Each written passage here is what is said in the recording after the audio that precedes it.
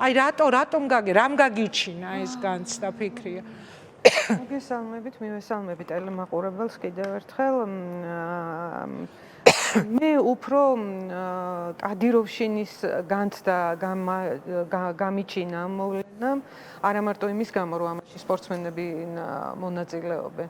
არამედ მე და ჩვენ ყველანი ვხედავთ იმას, რომ თითოეული ქმედება, რასაც ქართული ოცნება განახორციელებს, დგამს, სიგიჟეთ მოიფიქრებს თუ რეალობად, ჩვენ ხედავთ, რომ მაინც მიდის ყველაფერი რუსული სცენარით, რუსული ანალოგიებით მიდის.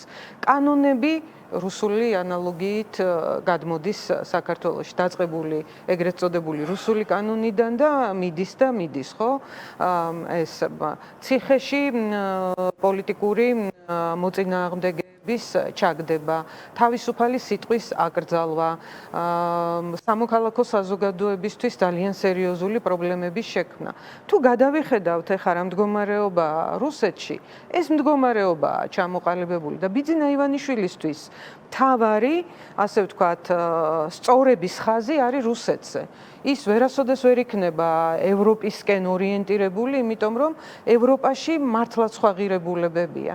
ეხლა ევროპულობაზე როდესაც ვლაპარაკობთ, ეხლა წარმოვიდგინეთ, წეღან გია რო ყვებოდა გიასი და იმ ღირებულებების მცველის დიალოგი ღირებულებების საკითხზე. ერთი 10 წუთი მაინც ხო წარმოგვიდგენია, რა შეიძლება იყოს ეს ადამიანები ხო არიან გამოყენებული ადამიანები თავიდან ბოლომდე, იმიტომ რომ მათ არ აქვთ ინტელექტუალური ბაზა არანაირი, მათ შეუძლიათ ჩხუბი და ხელისუფლება იყენებს მათ არა ეკლესიის დასაცავად. ეკლესიას რაში ჭირდება ვიღაც მუშტის კრივის ცოდნი ადამიანების დაცვა.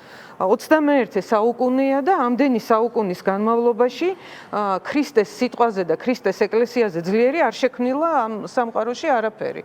და ეხა გამოვიდნენ ეს ადამიანები და გვეუბნებიან თურმე რომ 21 საუკუნეში რაღაც ჯგუფები უნდა შექმნან ეკლესიის დასაცავად. ეს ხო არის ტყუილი აბსოლუტურად, მაგრამ ესეც ხო რუსული ნარატივია. ეს ჯგუფები ჩვენ ვინახავს 5 ივლისი.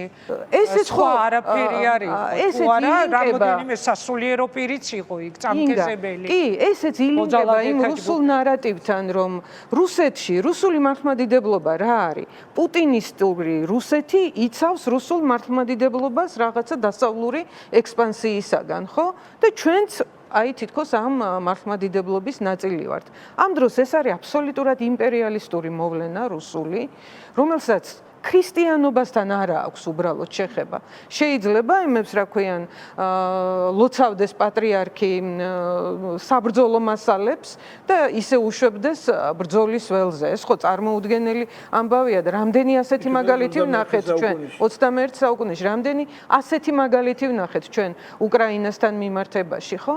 და ეს არის რუსეთი, იმიტომ ბევრი ადამიანი ტყუვდება ამის გამო, პროპაგანდა ატყუებს ადამიანებს და მართლაც ჯერათ მათ რომ აი რუსული მართლმადიდებლობა არის ჭეშმარიტების გზა და დანარჩენი ყველა ჭეშმარიტების გზის წინააღმდეგ მიდის. წეღან თქვენ რომ რაღაც სიუჟეტი აჩვენეთ ძველი ამონაკი ერეკლე პაპას იქ ეჩხუბებიან ცნობილ ადამიანებს ხო რომ აი თქვენ ერეკლეს შეურაცხყოფთ და ასე შემდგომ და უკნიდან ვიღაც იძახის არ იქნება ომი არა და აი ვინმე მითხრას ერეკლე მეფესთან ომი არ იქნება, რანაირად შეიძლება ხალხო მითხრას ვინმე ერეკლე მეფესთან, რომელმაც იმდენი ომი გადაიხადა საქართველოსთვის, რომელსაც იმდენი ჭრილობა ქონდა სხეულზე, რომ არ ეთვლებოდა ეს ჭრილობები, მასთან კავშირში ამბობენ, რომ ომი არ იქნება. ვიღაცა სხვასთან მაინც თქვან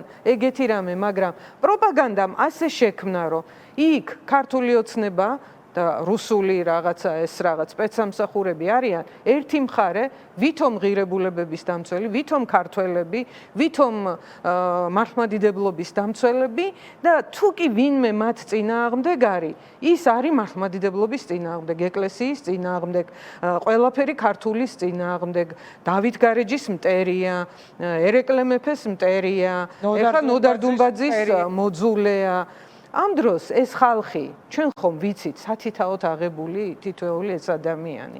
ბიძინა ივანიშვილით დაწყებული. ბიძინა ივანიშვილის ხატი ხო ფულია? ბიძინა ივანიშვილს ახლა ეკლესია უყვარს და რა ქვია, თავი ვიცით ახლა მისი დამოკიდებულება ეკლესიისადმი, როცა გაუჭირდებოდა, მაშინ თავის ხელას სანთლით იდგა ხოლმე ტაძარში, თორემ თვითონვე აქვს ნათქვამი, რომ არ არის მორწმუნე ქრისტიანი, ხო? ერთი მის გარშემო ვინც არიან ის ადამიანები? ეგ მისი არჩევანია, მორწმუნე ქრისტიანი არის თუ არა, მაგრამ აი მაგაზე რო დგას მთელი მისი პარტიის და პროპაგანდა არ უნდა აგო ამაზე, თორემ ადამიანის თავისუფალი არჩევანია, რა თქმა უნდა, ხო? და ამას ყველა დანარჩენი, რომლებიც კორუფციაში არიან ყველამდე ჩაფლულები. რა ვიცი, ხა არაიპარო, მე მგონი ძალიან მნიშვნელოვანი ამბავია და არაცილისწამო ძალიან მნიშვნელოვანი ამბავია და ესენი არიან მასიურად ჩართული აი ამ ქრისტიანული ღირებულებების რღვევაში შეიძლება ითქვას. უზღვავი რაოდენობით ფულს პარავენ ქართულ სახელმწიფოს და ქართულ ხალხს. აი იმ გაჭირვებულ ადამიანებს, რომლებიც ცხოვრობენ ქალაქშიც და ცხოვრობენ რეგიონებშიც. უზღვავი რაოდენობით ფულს პარავენ და მათი ინტერესი მხოლოდ ეს არის, რომ ეს მდგომარეობა შეინარჩუნონ და აი მაგაში იყენებენ მე უნდა დაიწერონ ქრისტიანობა, მართლმადიდებლობა, ნოდარ დუმბაძე და ასე შემდეგ. კიდევ წინ გვაქვს. ეს არ არის ნამდვილად ღირებულებების დაცვაზე ორიენტირებული, თორემ ღირებულებები რა არის? მართლაც შეიძლება უკაცრავად მან კითხვა არის ამის თაობაზე ბევრად უფრო მოდით ერთი წუთი მეც საფუძვლიანად.